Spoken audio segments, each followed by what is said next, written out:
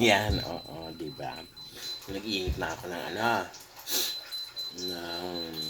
bang tawag ko? Hardinera. Ang ginawa, dinilagyan ng upo ang hardinera. Nilagyan ng konting tinimpla ng konti, dinilagyan ng lemon, pero yung lemon ko medyo dry, so dinagdagan ko ng suka. Ngayon, meron din ako, kanin ko bahaw. So ngayon, kakain na ako. Ayan, upo. Upo di hardinera. Upo di hardinera. So yun guys, tips lang. Pag may mga balutan kayo, mga karne-karne, huwag niyo initin na diretso lang O pwede niyong i-like, for instance, yung mga dry na yan. Igisa niyo. Lagyan ng sibuyas, garlic, go lang. Go lang, ha?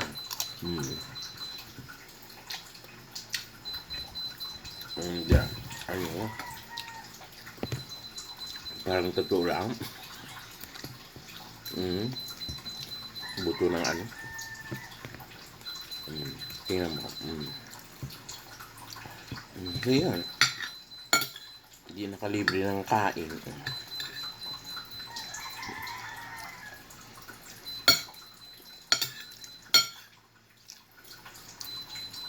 Ayun yung sinasabing tipid tips. Nagtitipid ka? Gawin mo. Huwag kang mag-inarte. Ang importante, may laman ng tiyan.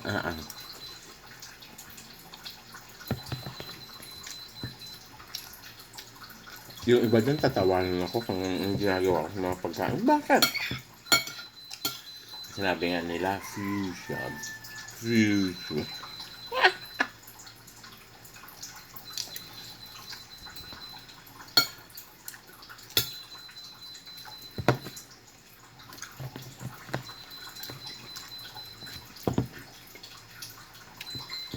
Hindi,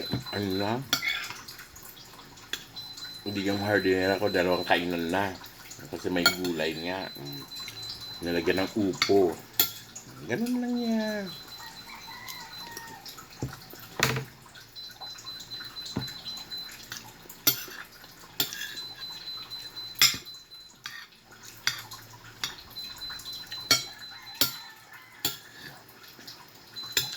Kasi ang dami kong dala kahapon.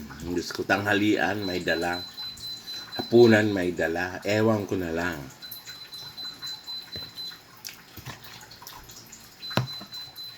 So baka sabihin nyo, nakakasawa naman pag nakakasawa talaga pag hindi nyo gawa ng paraan. Ito, para-paraan lang. So hindi ka magsawa. Kasi mag-isa, iba yung lasa, di ba? Kung medyo matamis ng konti yung ulam, ang gagawin ninyo, lagyan nyo ng konting suka, then timplahan nyo salt and pepper, at tapos, yun lang ang tip do. Para may contrast yung lasa. Pagkatapos, pag gusto nyo pang medyo maanghang, lagyan ng anghang. Pawis ang labas. Ganun lang yun.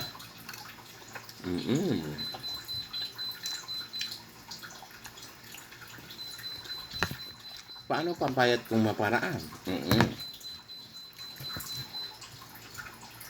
At hindi nahihiyang magbalot. Nahiya pa nga ako nun. Kasi alam bakit nahiya ako? Nahiya ako kasi wala na akong lalagyan sa ref.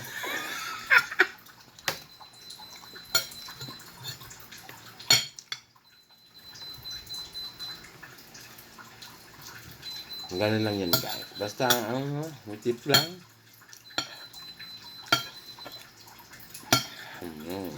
Tip lang. Pag ganun, para-paraan na lang.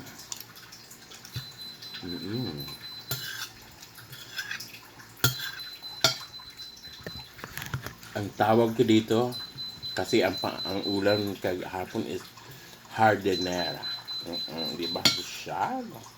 May pineapple egg in the stuff. Ngayon, nilagyan ko ng opo. Oo. Inupo ang hardinera.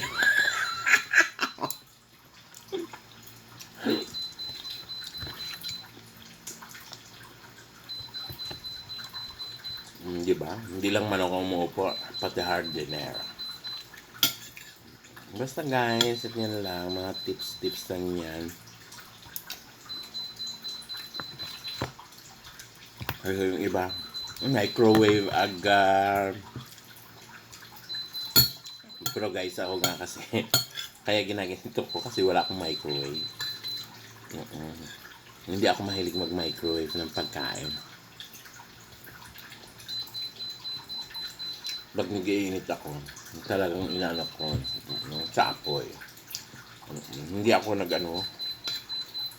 hindi ako masyado sa microwave. Wala lang. Kasi may microwave ako dati. Pinamigay ko. O, diba?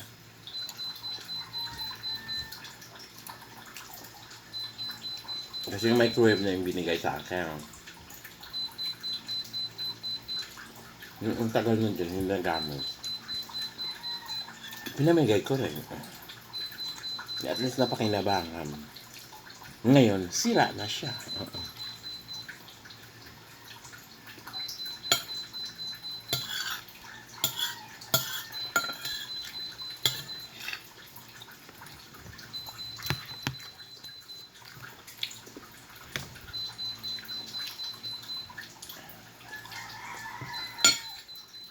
Yung iba yan, mga mayayaman, sabihin, ang kain mo lamaw.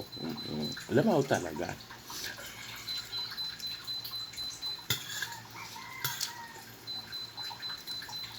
Lamaw pagkain ng tao.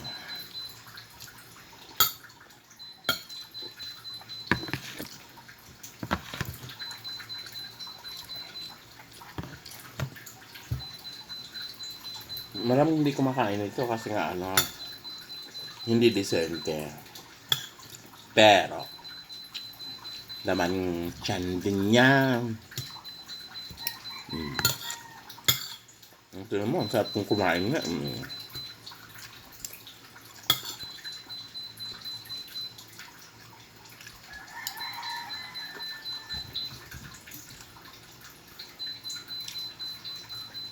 Ganun yan.